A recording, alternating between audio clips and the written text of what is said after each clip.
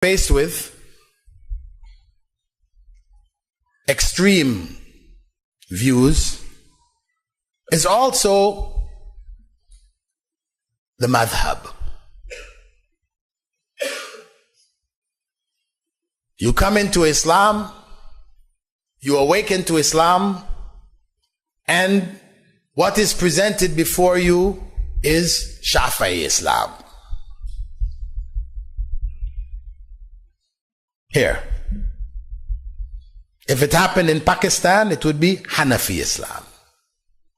If it happened in Sudan, it would be Maliki Islam. If it was in Saudi Arabia, it would be Hanbali Islam. This is what you are presented with. And those who promote this idea, who say you must follow a madhab, you must follow one of these four. Otherwise, your imam is shaitan. So they will tell you. In fact, they even make up statements saying that among the questions you will be asked in the grave after who is your Lord, what was your religion, who was your prophet, what was your madhab?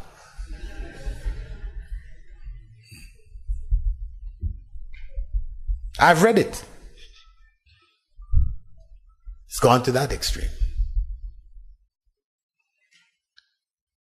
Reality, of course, is that is an extreme view.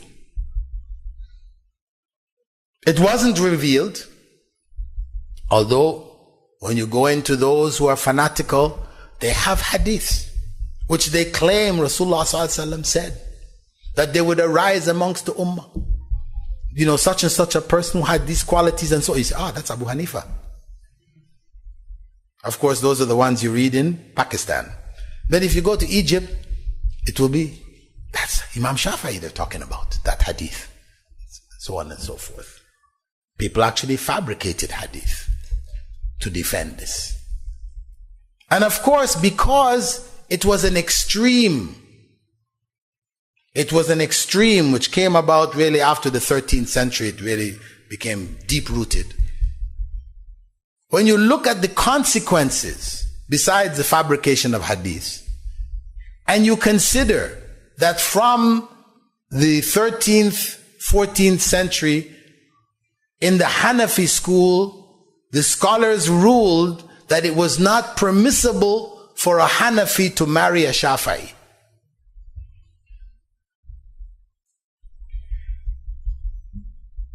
They can marry a Christian or a Jew, but not a Shafi'i. This is extreme. This is extreme. And of course, around the Kaaba, for hundreds of years, until 1925, hundreds of years, 14th, 15th, 16th, 17th, 18th, 19th, 20th century, Muslims were praying around the Kaaba 4 different prayers. Hanafis prayed separately, Shafi'is prayed separately, Hanbalis prayed separately, Malikis prayed separately. You see all the old pictures of the Kaaba, you'll see these structures around the Kaaba called Maqam Hanafi, Maqam Shafi'i, Maqam Hanbali, Maqam Maliki. Until 1925, when the quote-unquote Wahhabis came and they broke down all of these structures, and the Muslim world screamed, look at these madmen, look what they're doing. They broke them down and they say everybody have to pray behind one imam. If that's all they did, that's enough to say the Wahhabi movement brought great good back to the ummah. If that's all.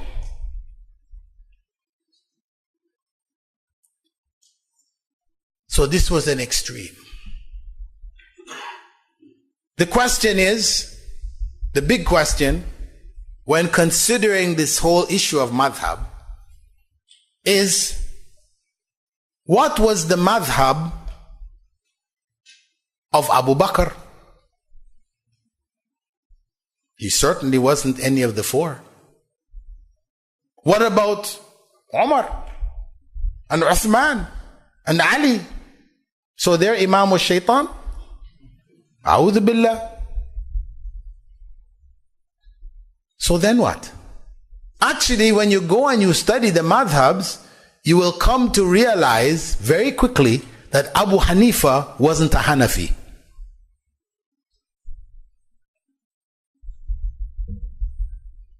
And Imam Shafi'i wasn't a Shafi'i. Nor was Imam Malik a Maliki. Or Ahmed ibn Hanbal a Hanbali. These madhabs evolved. They came into being way after their time. 100 years, 200 years after their time. They formulated themselves. And they continue to evolve to practices that those great imams, those great scholars, never taught. But now it's called Hanafi madhab.